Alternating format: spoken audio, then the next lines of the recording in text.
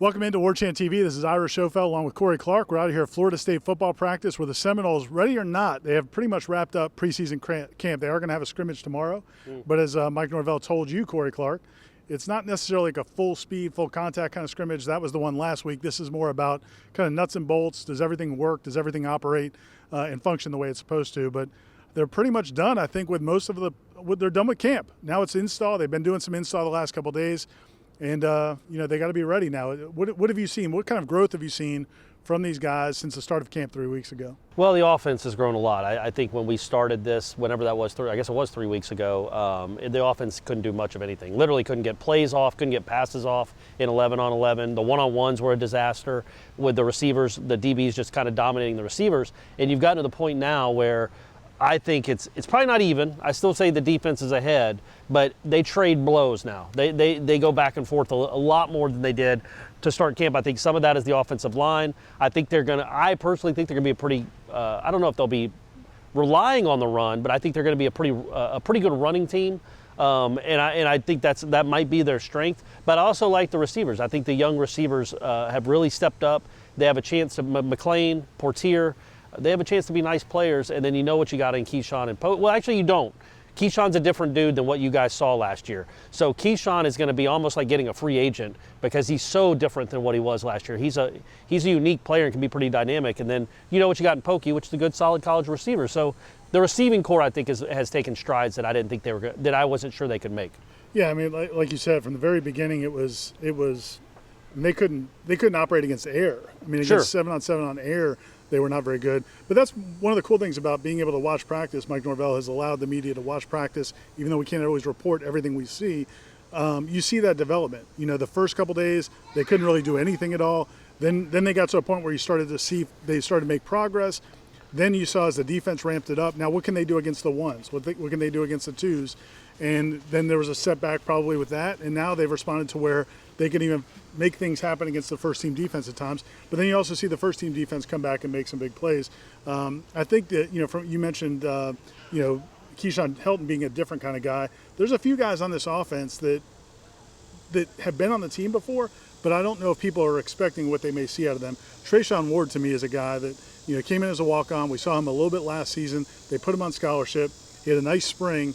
But when you watch him play, when you see him for the first time this season, he wears number 8. He's got hair similar to Devontae Freeman. He's a little smaller than Devontae Freeman. You got to make that comparison. I'm not saying he's Devontae Freeman, All right. but you can see some of the similarities, man. He gets low. He's patient. Yeah. He reads his blocks well. Got really good balance.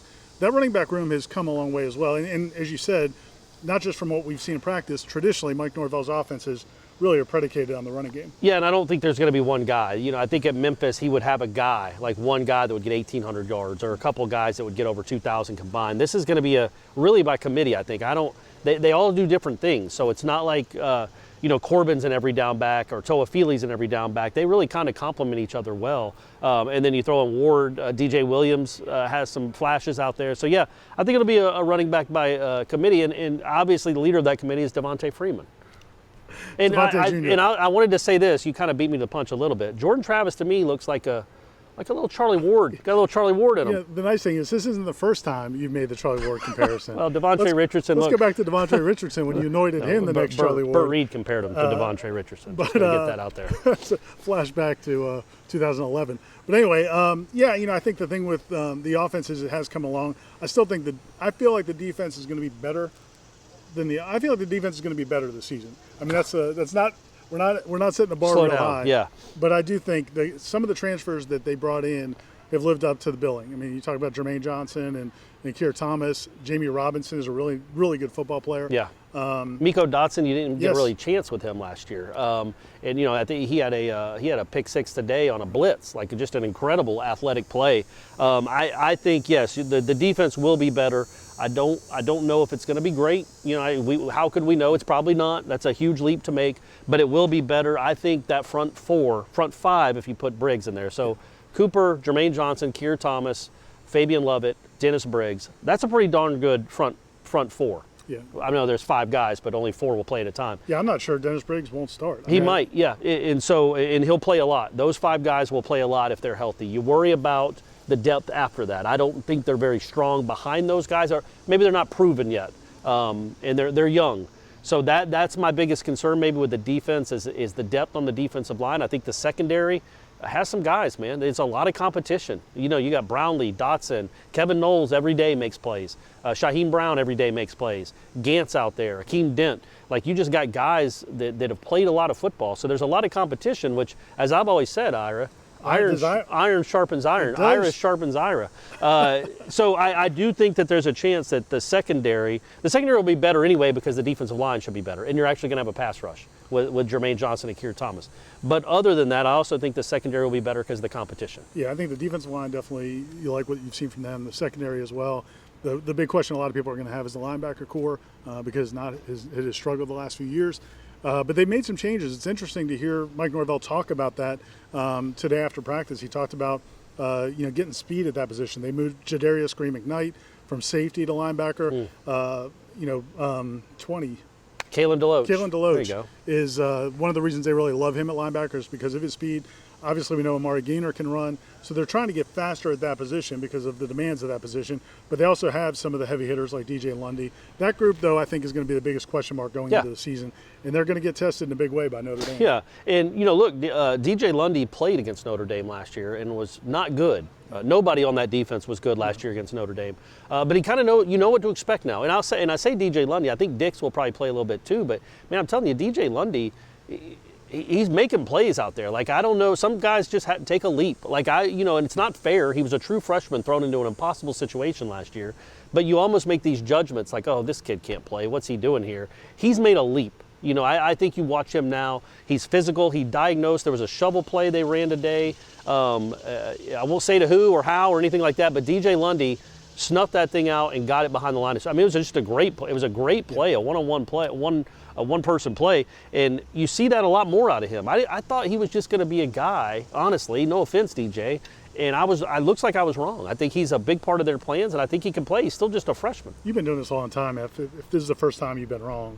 Yeah, it was a great run. It was a great run. And the other question everybody wants to know, obviously, the big question is a quarterback, and I thought you were going to say kicker. Well, that's a big one. Yeah. But we'll see how that plays out. But quarterback, we talked about before, we don't expect an announcement to be made necessarily anytime soon. The game is now only 8 days away, so it can't be too much longer. They're, from what we understand, they're going to put out depth charts probably, I think, on Tuesday, the game week. Probably be an or. It's probably going to be an or around some of those names. Yeah, so there's a good chance it'll be Jordan Travis or Mackenzie Milton. And this will be a bit, they do have the scrimmage tomorrow. As we said, it's not going to be necessarily a high-impact, high-collision scrimmage. But this week will be important. I think, probably early this week we'll have a good idea of who's going to be the quarterback, whether or not it gets announced publicly. But I will say this, no matter who gets the job, and particularly I know everybody loves Mackenzie Milton, and I had my tweet the other day where I kind of took defense to Jordan Travis. I just, as you said before about some of those guys that you may have seen in the past but may look different this year, I think one thing we've learned from these 3 weeks, I do think Jordan Travis is going to be much more better equipped now that he's had a full camp. He's been able to practice with these guys to run the quarterback position if he is the guy. And we think he'll be on the field one way or the other. Yeah, and the people around him are better, man. Yeah. You know what I mean? It's just think about last year. His only real receiver that had ever done anything plays one game, has one good game, and then just disappears and is off the team and doesn't do anything else. The other guys are hurt, are banged up. His offensive line is rotating in and out. His running backs are hurt or banged up. He was banged up. It's really hard to judge what he is as a quarterback by 5 starts when he was injured for 3 of them. And he had nobody around him. They're so much better on offense just with the skill positions because of the continuity in the year of being in the system for some of these guys. Again, I'm not expecting them to put up 50 on Notre Dame, but they put up 26 last year with Jordan Travis, and he could total 300 yards offense, and they got down to the one that could have been their 5th touchdown. So I don't think they're going to Jordan Travis, whoever it is. Yeah, and it may be both of them. Yeah, but Jordan Travis certainly I don't think will shy away from the moment. And if you give him time, he can throw the football. And if you don't give him time, he can run around and make some things happen. So he's got some stuff to him. We'll see. We'll see. I'm not anointing him Charlie Ward yet, or Devontae Richardson for that matter. I think we can put him a little higher than Devontae at this point. All right. Well, that's we're wrapping it up right now. The Florida State is going to scrimmage. We'll have more coverage. They're going to scrimmage on Sunday. We'll have more coverage coming throughout the weekend, and then next week is game week. So we'll have a press here. It's conference. here. It's It's all here. here. Aslan's clapping behind us. Austin's doing the wave over there in the corner. It's here. Let's we're go. ready to go. Stay tuned to War Chant TV and warchant.com.